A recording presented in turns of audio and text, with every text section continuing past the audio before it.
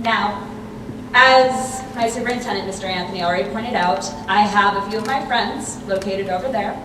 They have note cards and pens, and if you would like to write a question down, you will raise your hand and they will provide it to you. And if you want to return the question, I would ask that you please pass it to the end of the row along with your pen, and they will pick it up. And if that's all we have right now, then we can go ahead and get started. Thank you.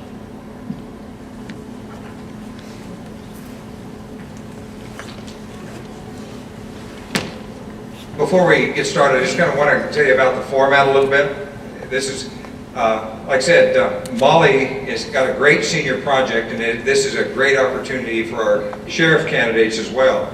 But what we're hoping to do is ask a question, give each candidate about 3 minutes to answer the questions, and then they'll have an opportunity to rebut those questions. We're looking at probably an hour, hour and a half, and hopefully everybody have a great time. Thank you. Start with Cliff Katona is going to start off by telling us a little bit about himself and why he wants to be sheriff. Okay. And I guess I probably should introduce, this is Cliff Katona and Tom Carter.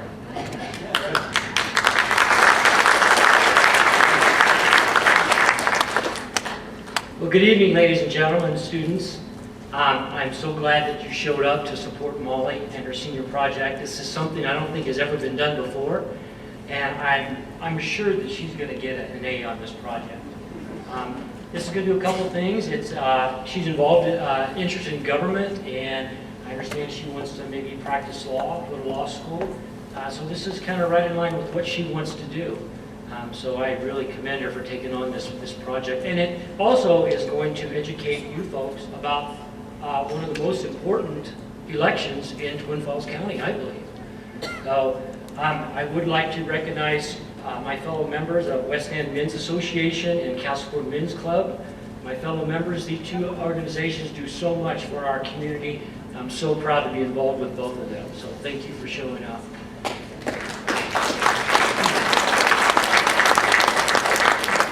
Mr. Anthony said, my name is Cliff Katona, and I live in Twin Falls County. I started my law enforcement career in 1985 when I was 25 years old. Really wasn't sure what I was going to get into, but I found out quickly it was not like it was on TV.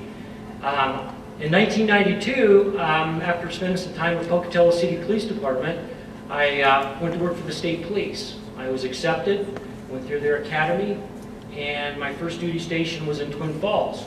It was either Twin Falls or Lewiston. And like a lot of people, I would drive down the interstate and say, oh, Twin Falls is over there. Well, I guess it's pretty nice. Didn't really know a lot about it. So we kind of came here in the blind, not really knowing. First couple of people we met was Marvin and Marilyn Hilpelman. We actually lived in their old farmhouse that was recently tore down. And I worked the road with the Idaho State Police for about 3 years. And then in 1995, I tested and I was accepted as a detective. So my last almost just under 20 years, about 19 and a half, was a detective with the Idaho State Police. And one thing about being the detective with the Idaho State Police, I had the opportunity to do a variety of things. We not only were mandated by legislation to be an assist agency, we took in, at the time, 10 counties, then they moved it down to 8 counties. So narcotics enforcement, so I've done a lot of narcotics cases, large narcotics cases, taking them to the federal level. Financial investigations, I've written grants, implemented programs, which I would like to talk about tonight if I get the opportunity. SWAT for 13 years. I implemented the Drug Endangered Children program, financial investigations. One thing I'm very proud of is I was handpicked by the director, one of 3 investigators, to conduct internal investigations for the state of Idaho. So I traveled around the state a lot doing internals for other agencies as well as the state police. I retired honorably, and when I retired, I met my points through Percy, and I just kind of sit back and I thought, well, I wonder what I would like to do. Well, my daughter's a nurse at the hospital, and she says, Dad, they are hiring retired officers for security over there. I think you do great. So I went over and I talked to the boss, and I ended up taking a part-time job over there. It was 6 hours a day, 4 days a week. Probably the easiest job I've ever done, but it was very fun. I met a lot of great people. It was a little bit different than what I was used to. I was used to dealing with a lot of criminals, a lot of informants, and it was just it was quite different. So it was very good for me. Met a lot of great people there. I worked at the hospital for about 16 months, and I had some retired officers that I worked with over there, and they approached me and said, "Cliff, have you ever thought about running for sheriff?" And I kind of smiled at him and said, years ago I thought, maybe when I retire, I'd like to run for sheriff. So they said, "We think you'd make a great sheriff." And I kind of looked at the idea, talked to some people, and it just kind of exploded. I announced, as most of you know, that I've talked to, I've been campaigning for a year now. I announced January 16th of 2015. People thought I was crazy for announcing nearly 22 months before the general election, 16 months before the primary. But I knew Twin Falls County is large, and a lot of people didn't know me. I worked a lot of undercover narcotics. Therefore, they shouldn't have known me, I hope, working undercover. So I knew I had to get out there, and I wanted to accomplish a couple things. I wanted people to get to know who Cliff Katona is as a person. I don't expect anyone to go in that voting booth and vote for someone they don't know. I want them to do their homework. And second of all, I wanted to find out what the concerns are from Twin Falls County residents. In my mind, the sheriff serves the residents, works for you, not as a dictator, but to assist you and be there for you and represent you. So I was very smart, I think, for doing that. I've learned a lot over the last year. I've learned what the concerns are in the county. I've been all over. I've been involved in many organizations. I belong to the Suicide Prevention Action Network. I'm on the board with that. When I was at the hospital, I found out that there was big need for mental health, especially with our youth. It was very devastating to watch a 10-year-old come in the ER for suicidal thoughts. And I thought, I've always been involved with youth. I started scouting, 4-H, junior rodeo, and I rodeoed for many years. I rode bulls from the time I was 14 till I was 47. I know it's a little crazy, but I still coach bull riding. So I wanted to do something about the youth. So I was committed to reinstate that Youth Explorer program for our youth. So I have a lot of good ideas for our youth. I tell people when they say, "Oh, you're running against," I said, "No, I don't look at that I'm running against anyone. I can't change the past. I'm not trying to change the past. I'm only moving forward. I am seeking the office of sheriff, plain and simple. I have nothing against anyone. I'm committed. My #1 platform above being a visible sheriff is running a clean campaign. And I'm committed to do that. I refuse to get drugged down into the nasty side of politics. There's no reason to do that. It's not a personal vendetta. I just have some different ideas that I would like to do. I'd like to implement some programs, improve on some other things. And I want to share my 28 years of experience with the Twin Falls County Sheriff's Office and our Twin Falls County residents. Thank you. Sheriff Tom Clark. Good evening. Thanks to everyone who came out, most especially to Molly. This is a really ambitious senior project, and I got to tell you, I'm impressed that she done it. I would also like to introduce my wife, Denise, is sitting here in the front row. Her and I have been together for 30 years, and hopefully we'll get another 30. Now let's start with I. I am a former Marine and Vietnam veteran. I am also one of 115 employees at the Twin Falls County Sheriff's Office. I have 23 years with Twin Falls County. I am at the end of my second term as your sheriff. I started my career with the Sheriff's Office in 1992 working in the jail. I worked my way through the agency until I was elected your sheriff in 2008. I have my executive certificate, which is the highest law enforcement certification you'll achieve in this state. I'm hugely proud of that. I am a member of the National Sheriff's Association, Western State Sheriff's Association, the Idaho Sheriff's Association, and one I especially like is the Constitutional Sheriffs and Peace Officers Association. That sounds like an awful lot of memberships. Let me tell you the reason why I do that is it gives me the opportunity to attend conferences and learn how other agencies across the western United States deal with the same problems that we have right here in Twin Falls. The vast majority of my duties are legislated by law. I am responsible for the search and rescue in the county.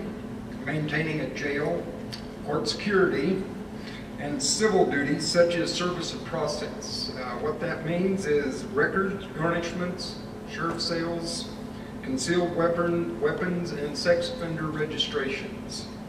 I am probably the only sheriff in the state that has physically sworn in all the officers in the county.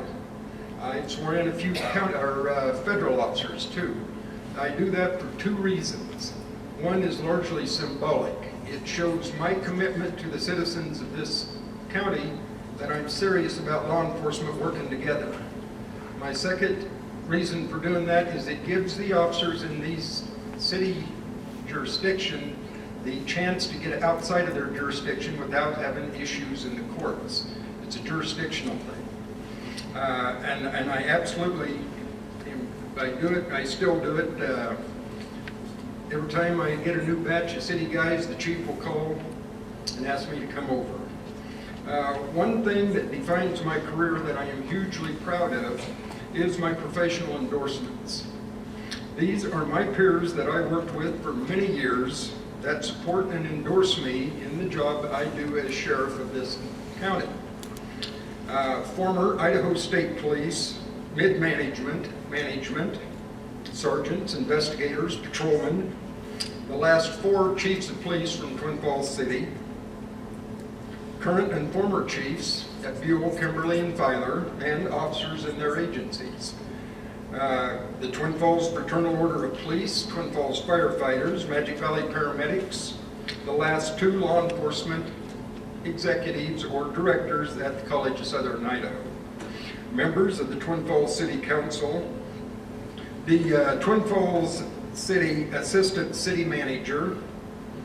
I have personnel from fire agencies in and out of the area, the former director of the Department of Corrections. And I want to thank each and every one of them for their support. I'm hugely proud that I have the support of that group of people. Okay, that's enough about me. Now let's talk about we.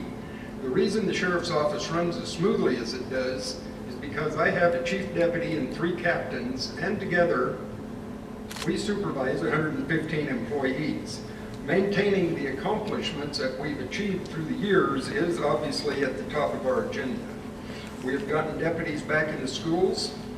Our K-9 program is hugely successful. In fact, there's a gentleman here tonight that I can't talk about our K-9 program without mentioning his name. Former Deputy Jay Wiggins is here somewhere, and I want everybody to understand how important Jay was in the K-9 program for Twin Falls County, and I want to thank you, Jay. We have stayed within budget every year since I've been in office. There again, that is a big deal, and it's not easy to do. The way I do that is I have a captain that takes responsibility for the budget. You'd think every dime of that comes out of his pocket. We meet on a weekly basis and we discuss what goes on with our budget. We have a drone program that allows our search and rescue to better find lost and missing sportsmen. Our school resource team has videoed schools in the county in the event of an active shooter. That's really important in that if we have an active shooter, the officers or the deputies en route will have the opportunity to know where the shutoff valves are at the school and the layout of the school. If you can imagine, that will give them a big edge. We worked with the Board of County Commissioners bringing the Percy retirement to our county employees. As Mr. Katona just said, that is obviously hugely important. And I'll tell you how it's helped us is for the first time, our staff is full. And that is a very important thing. This has already proven beneficial in filling staff. But our number one priority is keeping the citizens of this county safe. An average of our last 4 years shows our uniform crime reporting statistics, which is compiled through the Idaho State Police on persons against, or crimes against persons, shows that we are above state average. This is accomplished only through proactive hard work by our deputies. This is murder, drug charges, burglary, crimes against persons. Our current goals are merging the Twin Falls City SWAT team with the Twin Falls County SWAT team. Anytime one of them is called out, the other one is put on standby. It only makes sense that we merge and work together. That gives us two budgets. There is no downside to that. Another goal is to get all the agencies onto the same records management system. What that does, it gives patrol personnel the ability to converse with each other on their car computers and access to each other's records management. That will create a hugely more safe environment to the patrolmen working the streets. I feel as strongly as ever that the senior citizens of this county need all the help we can offer. Our community resource team has prepared a class that we offer to all seniors across the county to protect them from physical, emotional, and financial abuse. That, in a nutshell, is a brief synopsis of what happens at the sheriff's office and what I do to lead it. Thank you.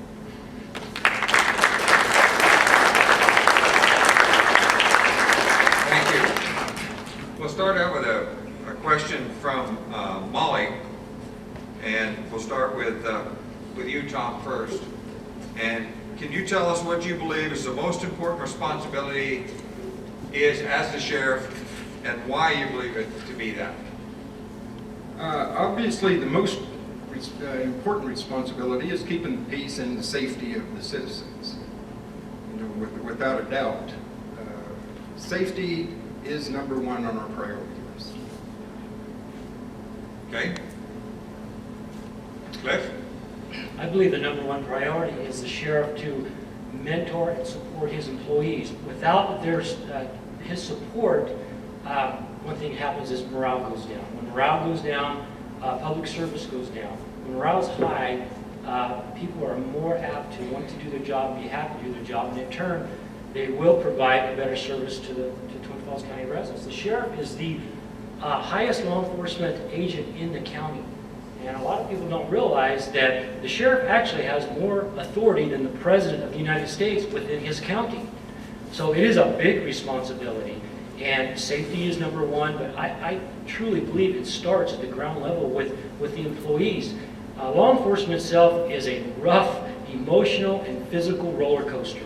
And I have found, by experience, if you do not have the support of your senior staff, of your top person, i.e. the sheriff, it can be a really, really rough profession. I've had friends that have actually, two of them, that have actually committed suicide. And I strongly believe it's got to start from the top and support your employees and your people. Thank you.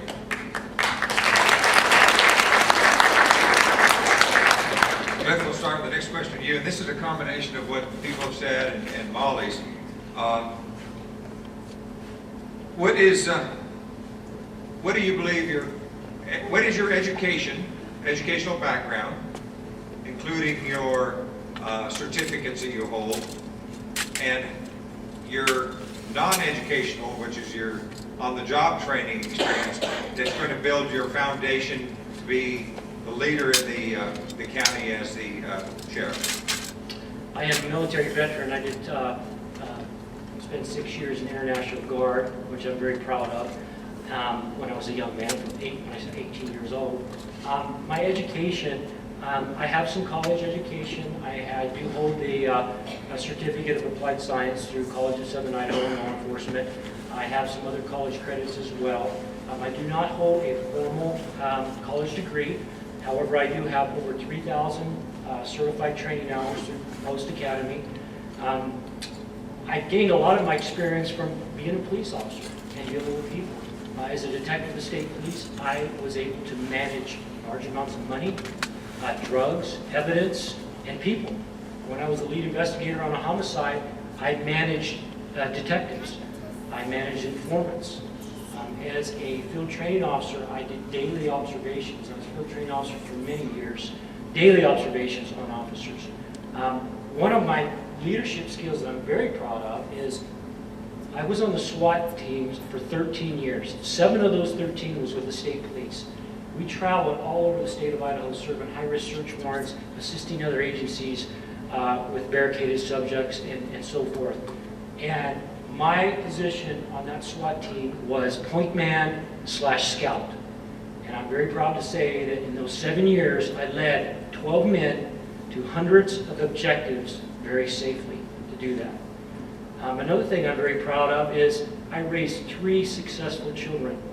And I can't take all the credit. Of course, my wife has to take some of that.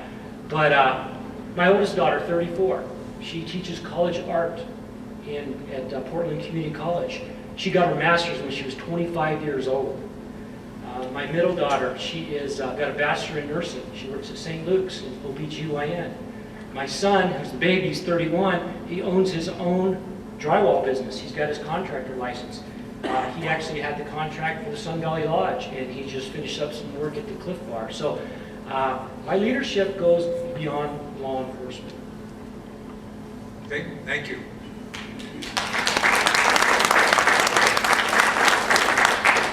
Tom? Our college, our classes that you have to take in order to achieve certifications that you want. In my case, I have my executive certification. That is a big deal in the state of Idaho as POST, which is the governing body, for those of you who don't know, the governing body of law enforcement in the state is POST, which is Peace Officer Standard Training. In order to achieve your executive certification, you have to have about 300 hours of post-certified executive training.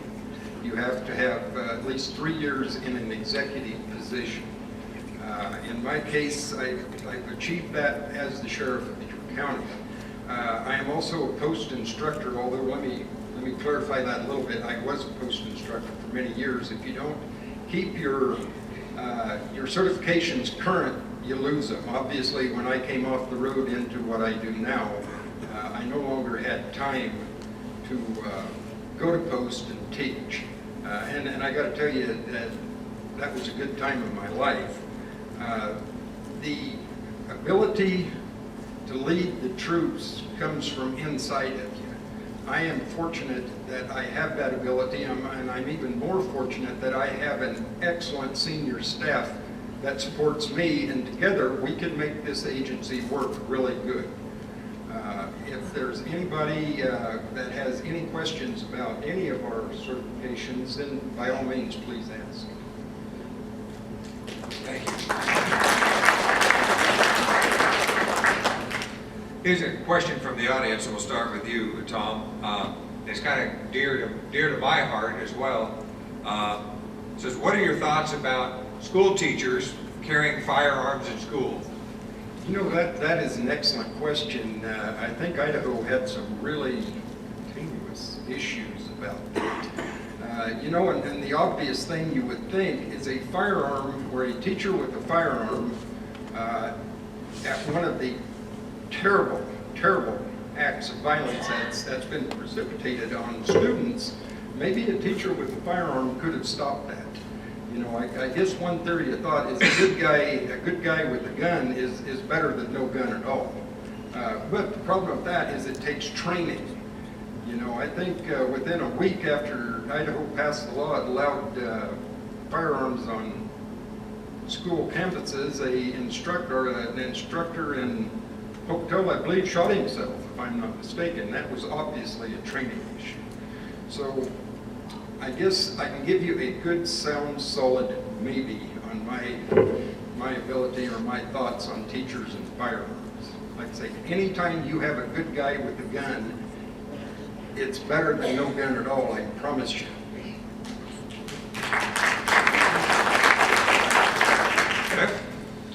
I know Garden Valley has just recently armed teachers, or actually have arms in the school for teachers available. I would have some concerns, and one thing, first of all, would be the training. But actually, first would be, is there a consensus with the school board and parents?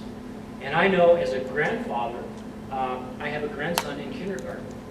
And when I went through the active shooter instructor school, they played us the tape from the school in Colorado, the 911 tape, and I listened to those kindergartners on their knees getting shot. And I thought, wow, if the teacher had a firearm, how fast could that be stopped?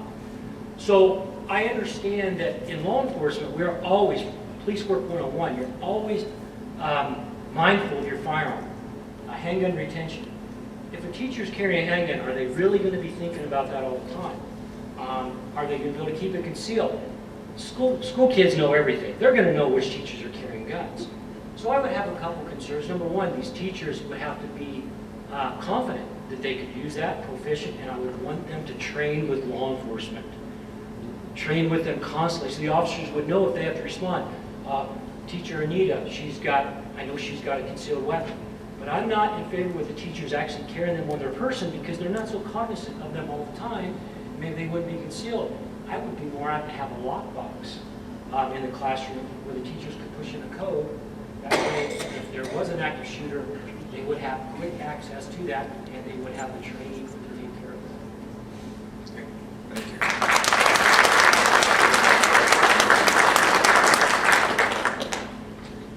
Jeff, we'll start with you on this question. What will you do that will better our community? Such as, what are your aspirations? What are your programs that you would like to see implemented or improved on what we have already? First thing I'm committed to do is being a visible sheriff. I want people in Twin Falls County to know who their sheriff is. I want them to feel comfortable that they can come up and approach me anytime and tell me what's on their mind, tell me what they're thinking. I would work for them, I would serve them. So I would want them to feel that they're vested in me as I'm vested in them and have a transparent cooperation. I'm committed to bring back some community policing. I've talked to many of our veterans. I have coffee with them in Buell, and these veterans want to work. They want to do something. They want to patrol our counties, our rural areas.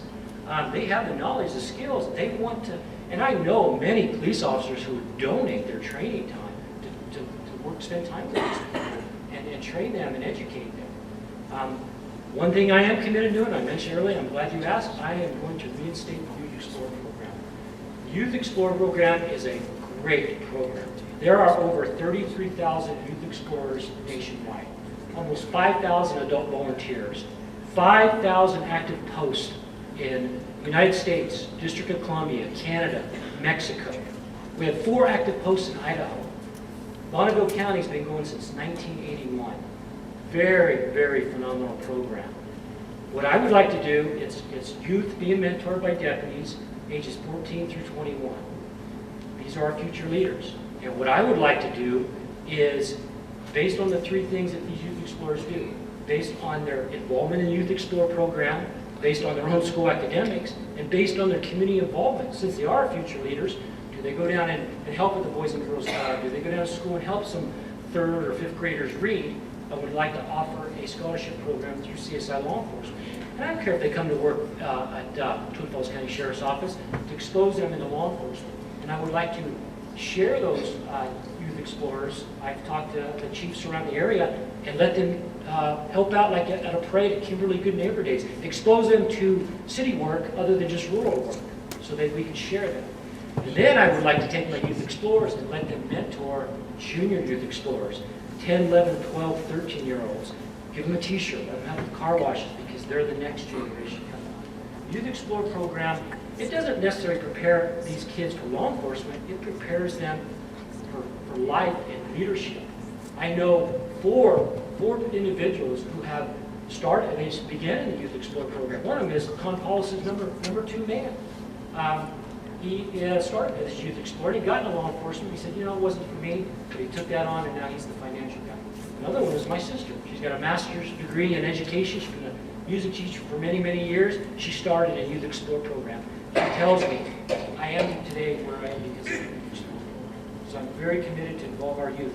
People tell me, oh, Cliff, you may only get 10 or 20 kids in the whole county. You know what? How many 10 of those kids are going to come in contact with other kids, playing sports, go to school with? And I believe that will help close the gap between our youth and law enforcement. Youth have such a negative feeling about law enforcement right now. And you look at how negative it's become across the country, I can't change that, but we can start right here in our own county. And by working together, involving our youth, and involving our citizens in policing.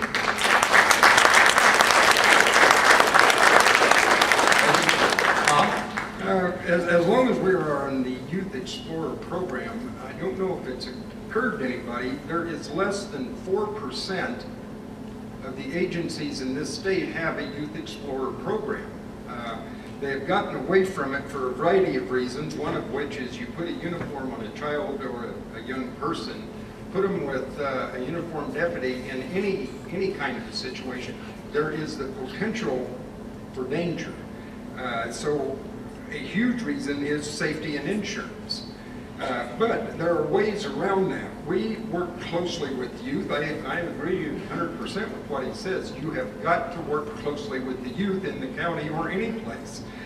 We do it with Boy Scouts, do it in the area of canine demonstrations. Good Lord, not only young people, but old people. Everybody likes canine demonstrations. We go to schools, we go any place that will have us for canine demonstrations. Another thing we do is we have school resource officers that work very closely with youth, and they mentor them.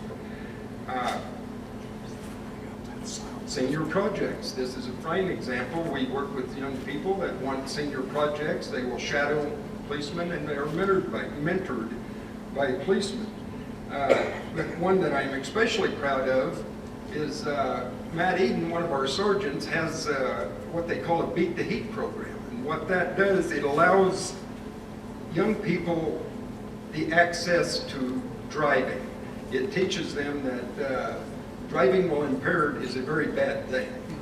You know, so we have youth, we have 3, Captain Hughes, Captain Hilliard, who is big in the 4-H. You can't get any closer to children than the 4-H. Captain Hughes and then 3 other deputies spend an inordinate amount of time every year of their own time coaching at area high schools. So in order to get youth involved in anything positive with law enforcement is of the utmost importance. Does that answer it?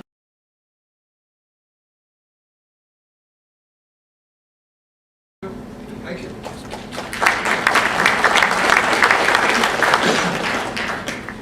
Tom, this is in our neighboring state, Oregon. There's a standoff at the wildlife refuge right now. I've got 2 or 3 people that have asked, you know, how as sheriff, and Cliff, if you were sheriff, how would you handle it? How do we deal with the federal regulations dealing with whose the lands belong to and so forth? You know, what we know is a group of people have settled on some federal property in Oregon. That's what this room full of people know. I am privy, I received a letter from the Western State Sheriff's Association that was written by Sheriff Ward, who is the sheriff of that county. I think it's Hammond County. He is the local sheriff that has to deal with this. There are certain facts pertaining to the situation that's not been made public. What I won't do ever is I won't second guess the way that sheriff is handling that situation standing in an auditorium in Buell, Idaho. I don't think anybody here has the knowledge to know what that guy's going through. What I do know is the constituents, the people of that county, which is a small county, are hugely proud of this guy. They are supporting him. They're supporting him 100%. In this county, my #1 priority, I can tell you, is the safety of the citizens. So if something like that, Lord hopes it never does, if something like that happens in this county, my #1 priority is the safety.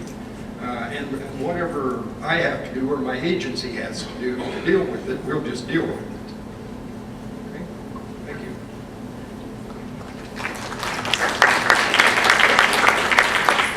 Cliff? Well, where I'm not privileged to everything that's going over there, I probably know what you folks know by reading on the internet or in the news. Again, I'm not going to second guess the sheriff over there. From what I've read, he is concerned about the safety of his community. These people are on federal property right now. His concern is if they come off of the federal property and they start to disrupt the community, causing problems, creating safety issues, he's going to act on it. And I would support him 100% doing that. Where it is on federal property and the feds have come in to take over, I know they're being very cautious. They don't want to close the roads because they believe that will cause more sympathy organizers to want to come there. So they're being quite careful. I was working for the state police when Ruby Ridge happened, and I saw how things could go bad really, really fast if the federal government wanted to bow up. One thing I do disagree with is I believe with cooperation with federal agents. I've worked with federal agents all my career with state police. I've actually trained U.S. Forest Service and BLM in the handling of meth labs. But I'm also familiar with the 10th Amendment, and our Constitution was written, and the 10th Amendment is very specific. It guards against excessive government power. It's a balance of power. Like I say, I am all for the working together and cooperation, but I am not comfortable with giving federal agents the authority to enforce state and county laws.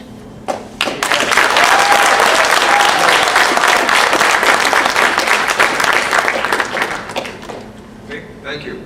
This kind of feeds into it, but it's the other half of the federal stuff that's going on in our county is to dealing with refugees. So this goes to you, Cliff. So, as if you were county sheriff, or when whoever is going to be county sheriff, what is your stance on the refugee program? How is it going to affect the citizens of Twin Falls County, and what are you going to do to make sure that they're safe? When I initially started my campaign, this became a hot topic in Twin Falls County. So I knew I need to educate myself. I'm a fact finder. I've been a policeman all most of my life. I don't base my things on innuendos and rumors and accusations. So I would educate myself. What I did is I picked up the phone, I called Director Zeze down at the Refugee Center, CSI Refugee Center. So I want to come down and I want you to walk me through from start to finish. I know about the Refugee Center. I know it's been here, but I don't know how it works. I went down there for 2.5 hours. He introduced me to the staff. He walked me through from start to finish how it works, showed me the statistics. And I told him, I said, you know, as sheriff, I want to be involved. When refugees come in and do their orientation, I want to be here. I want to let them know, look, we welcome you. However, you are in America now, and you are required to abide by our laws. We're not going to try to take a culture away because we want a different variety of cultures. We're not going to change it, how to change your meals or how to cook or anything like that, your religion, but you have to abide by our laws or you will suffer the consequences. So I want to be involved with that. And I want to be involved with the CSI, the trustees. I've been to 8 presentations, some for, some opposed the refugees. In my 22 years of law enforcement in the Magic Valley, I can tell you my office has not investigated a crime involving a refugee. Someone here on a visa, an immigrant, yes, but not a specific refugee. I am concerned about the Syrians because we have no boots on the ground that can actually do backgrounds. But I'm looking at this from a law enforcement standpoint as a safety and a security issue. And I've discussed this with Senator Crapo, and he said, Cliff, you're on the right track. I agree 100%. I want to have a transparent relationship, and by being a visible sheriff, I want to have that relationship with the CSI trustees and be involved. Statistically, 75% of the refugees are males, and they are 18 to 35 years old. So when I work narcotics cases, we get a tip, somebody call and say, hey, there's a lot of traffic at this house. That's a tip. It's not a profile, so we look into it. So I think as law enforcement, we should be involved and know who's in our, we have a right to know who's in our community. You have a right to know who your neighbors are. And I'm not saying profiling, I'm just saying if there's a red flag that pops up on one of these people, law enforcement will say, okay, let's take a look at it. If it's nothing, then we go, it's nothing. And if it is something, then we look at it a little further. It's no different than sex offenders. You can go on the internet and see who the sex offenders are in your community, in your street. So you have a right to know who's in your community, who's around your children and grandchildren. So I'm looking at it as a safety and a security issue from a law enforcement standpoint. Okay, thank you. Ron? I think what we've learned refugees are way more likely to become victims than they are suspects. I think everybody agrees with that. And then, like it says, this topic is huge now in this area. And depending on who you talk to, you're going to get a different opinion. I am all about helping people where we can. I can't stress that enough. The Idaho Sheriff's Association recently took a stand, sending a letter to the governor supporting his stand on fixing a broken vetting process.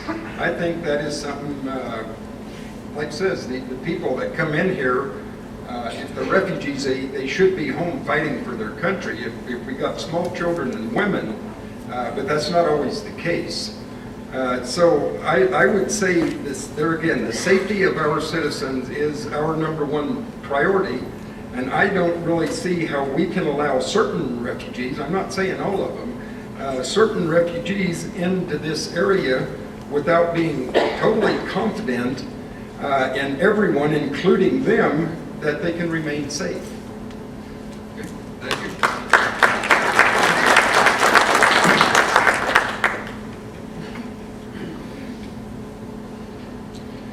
I've had 2 or 3 questions about narcotics. So, Tom, what is the present condition of our illegal drugs in the county, and how are we mitigating that or correcting it?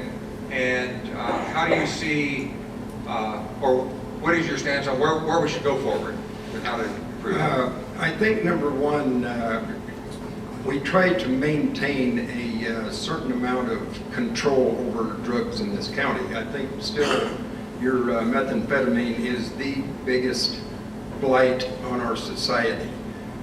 We have narcotics agents that work full-time narcotics, you know, and the Twin Falls City, the state police, everybody works together trying to solve the same problem. K-9 is a huge tool in fighting narcotics. So I would say in our agency, we are winning. I would like to say we are winning the battle around here on at least the larger drug issues. There is always going to be, I suppose you can find a narc somewhere that can go downtown Buell and buy some dope. But there again, that's what they do for a living. And if you buy some dope from one guy, then that guy's probably, what we know about criminals is they don't have a lot of honor, and if they can get out of trouble by ratting off somebody else, I can guarantee that's what's going to happen. So that's how a officer on the street making a arrest for marijuana turns into something really big and really good for our side, the narcotics guys. Okay, thank you. Cliff, I know that you're not in the office now, so you don't have the facts on that, but you've worked state police, you've worked some of those things, so how are you going to deal with the drugs in the county? One of our priorities as Idaho State Police was working narcotics. So I do have extensive experience working hundreds of narcotics cases, taking some to the federal level, to the federal grand jury. Make no mistake, ladies and gentlemen, we have a drug problem in Twin Falls County. When I was a detective working undercover, I could go to Buell any day of the week and buy dope from people that didn't even know me. And I don't care how small or how large an agency is, you've got to have some narcotics enforcement. It all comes down to working together, and that's where I want to bring back that multi-agency training, working cases together. And I'm going to have to disagree with Mr. Carter on this, and I'm going to call it what it is. When he took over sheriff, he cut ties with the Idaho State Police detectives. We stopped working with the narcotics guys in Twin Falls County. We worked heavily with Twin Falls City narcotics, and they have a very active, aggressive narcotics unit. So what does that do? It pushes all the druggies, if you will, out of the county. They go to Castleford, they go to Murtaugh, they go to Buell, where they're out of sight, out of mind. Right now, methamphetamine is still a problem, but prescription drugs is even bigger. People stealing drugs from grandparents, from parents, oxycodone and things like that, and these kids are selling them. So it's getting to our youth like that, and we're seeing it coming to the schools. It's got to be a cooperation. We would share informants. and I'm gonna say dopers, because the dopers don't care what side of the what side of the river they're selling dope to. They have no jurisdiction. So it has to be a cooperation of sharing informants, working cases together. It's not come in and take over cases and this is ours and we're going to seize these forfeitures. No, it's sharing information and working information together and working those informants. They say you need to use a rat to catch a rat, and unfortunately, in narcotics you have to. There's ways to do it. You can't work it Monday through Friday, 8 to 5. I'm sorry. You've got to do some interdiction. You've got to work out nights. You've got to work with narcotics guys. Got to work with their patrol people. Have a great relationship, so they work together. A patrolman or a deputy stops someone. They call their narcotics guys. Hey, I think I got something here. Or they take someone to jail. This person wants to work. They need to be there and jump on that. And by these agencies working together, they can share that information and they can work a case together. And the whole idea is start with the little fish to catch the big fish, to start building it up.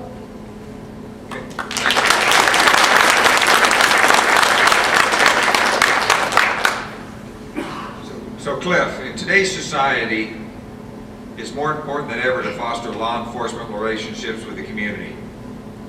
What is your stance on community policing, and what will you do to implement community policing in Twin Falls County? And Tom, what have you done when it gets there? So. As I said earlier, I am committed to use our citizens and our veterans who are willing and want to be involved with the community policing and let them do some ride-alongs and have them some more neighborhood watches, maybe look at some areas that are a little higher crime and that. But I believe the sheriff needs to be out, needs to be visiting with these organizations, sharing information. Generally speaking, informed people don't complain. Now, they may not always like the outcome, but I know, generally speaking, people like to know what's going on. And I tell people in my campaign, and I travel around, I don't believe the sheriff's office needs a public relations officer. I believe the sheriff should be the public relations officer. So I'm committed to involve the community and let them know the sheriff, the deputies, the employees are all part of the community. They live here. And I want to encourage deputies when they're driving through Murtaugh, Castleford, wherever, hey, no, park your car, get out, walk through the school. Let them know you're here. If you're gonna, they take home cars. If you want to stop by the grocery store on the way home and you get a gallon of milk or a loaf of bread, by all means do that.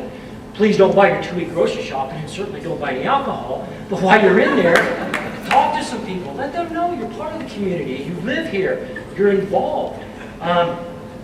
The sheriff's office is rural. We're not ticket-writing people. It's a little different than state police troopers on the interstate and the state and highways and that. They are more interactive with the community. And I've had people at Castleford tell me, Cliff, we're very, very disgruntled because we don't know who our deputies are out here. Boy, we have a deputy come, he'll sit for 20 minutes, write tickets, and leave. And they're very unhappy about that. They want, and I am committed to put a substation in Murtaugh and Castleford. It is not only dangerous for a deputy to travel from Twin Falls area to Balance Rock, it's dangerous to travel at high speeds. It's not doing our citizens any justice to have to wait that long. There's no time to wait when there's an emergency.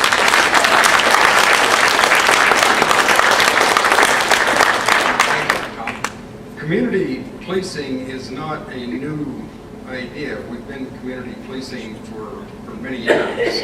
As far as substations out and about, I have not added any patrolmen to our agency since I've been in office. The reason for that is the patrolmen we have control the amount of call load that we get.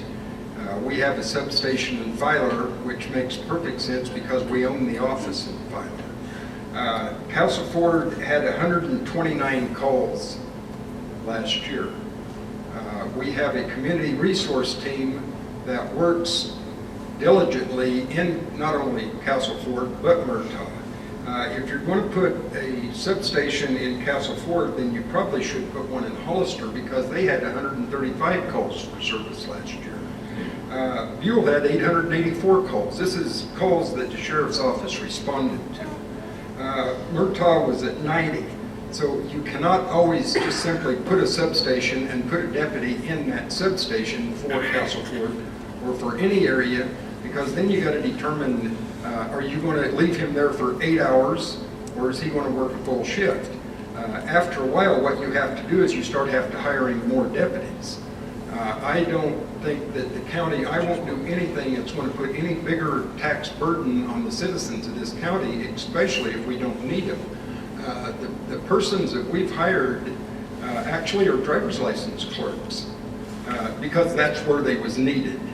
So when a person's full-time job is campaigning, they have all the time in the world to go to all the places they want to go. But when your day job is running the sheriff's office, you really don't have the opportunity to go to a lot of places that you would like to go to. The public information officer is hugely important in any agency, mostly because when the sheriff is at a call doing something important that he has to do for the community, somebody has to deal with the press on it. That's why you have the Lori Stewarts, the public information people.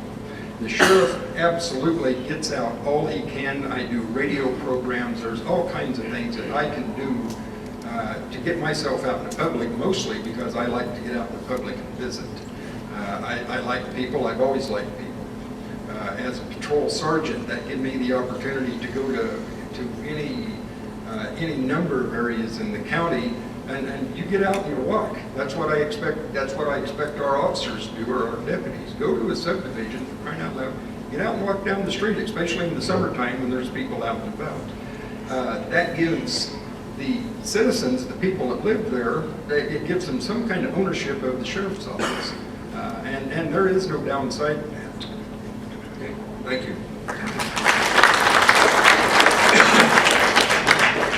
I'm going to try to consolidate 3 questions that I've gotten here into one, because they kind of go together. So this would be for you, Tom, is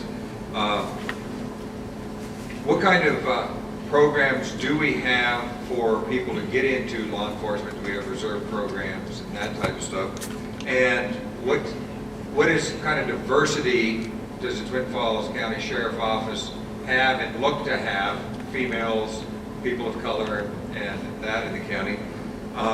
And like I said, I'm combining 3. And where does it, what is our stance on swearing people in emergencies or situations such as citizens, city police, federal agents in need? So, as I said earlier, I have already sworn in all the city officers in this county.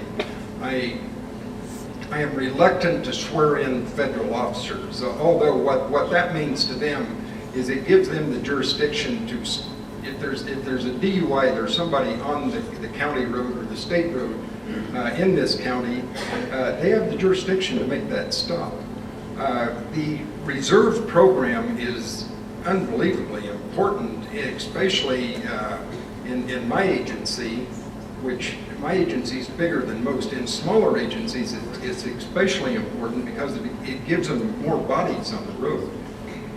So I would say that number one, the reserves is great. I seen an email come through recently from a sheriff in northern Idaho asking if anybody had a reserve program still. And within 30 minutes, every sheriff in the state agreed with the same thing. Yes, reserves are very important. What helped our agency more than anything in hiring was when the Board of County Commissioners went with the Percy retirement system.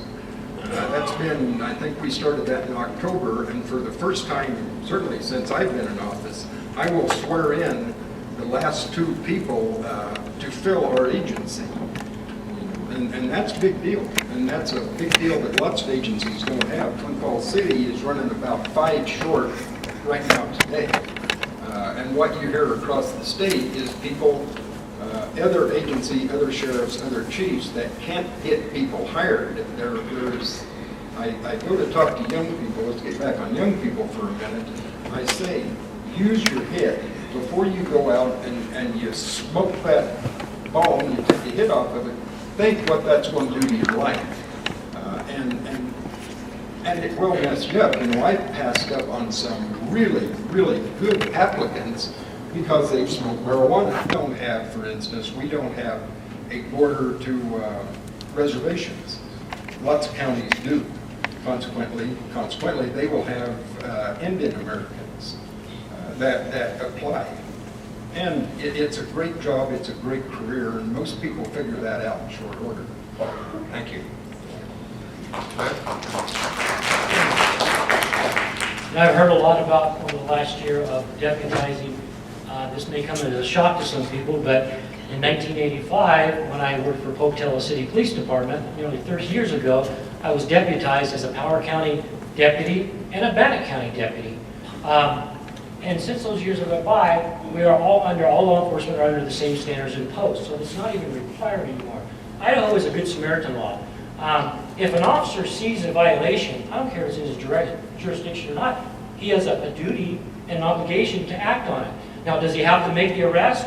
No, he would probably call, if as a filer officer saw something outside of filer, he's a witness, a good witness of anything. He can certainly sign a citation if he sees the crime, but out of cooperation and working together, more likely he would call a Twin Falls County deputy, and then he would be an assist and be a great witness for that.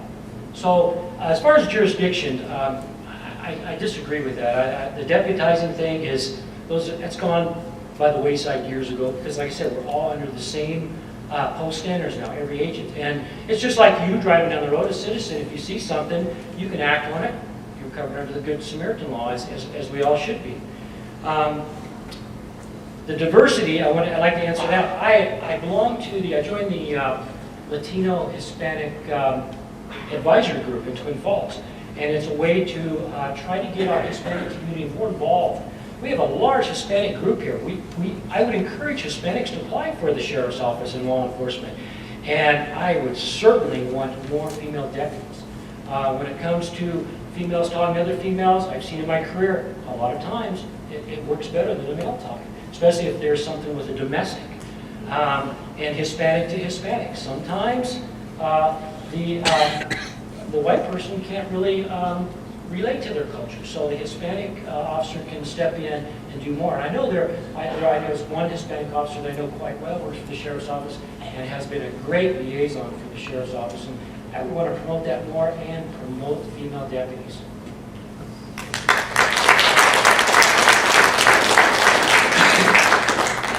So Cliff, you've been talking quite a bit about the outlook on helping troubled teens and the Explorer program. Then, what do you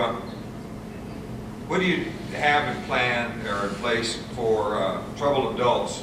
Do you believe we need a program? How are we going to help troubled adults if you believe we can do something about that?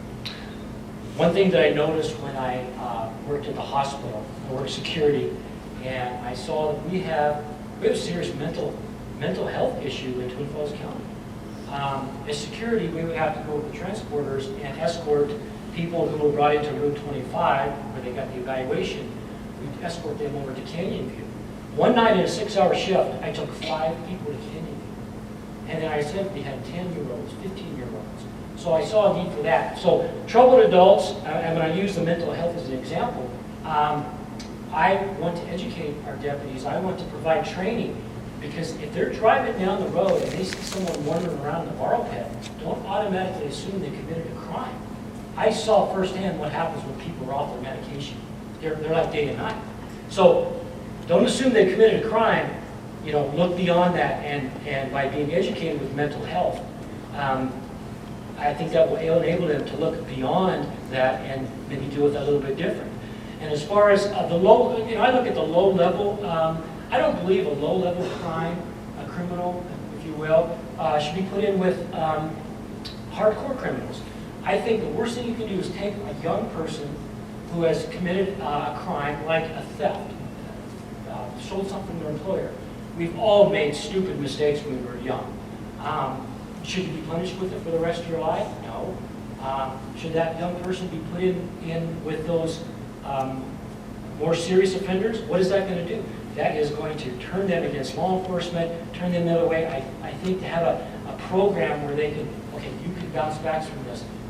Go through this program, show us that you can get on the right track and get back where you need to go, and be successful in society, and be a great provider for your family and society. Okay.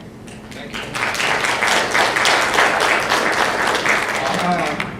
What we know is juveniles are never put in with adults. A low-level offender is never put in jail with a high-level offender. We have people that go to school to learn how to distinguish between crimes when a person goes to the facility. That's kind of the way it works. That's controlled by the Idaho Jail Standards. The CIT training is exactly what he said it is. If you drive down the road and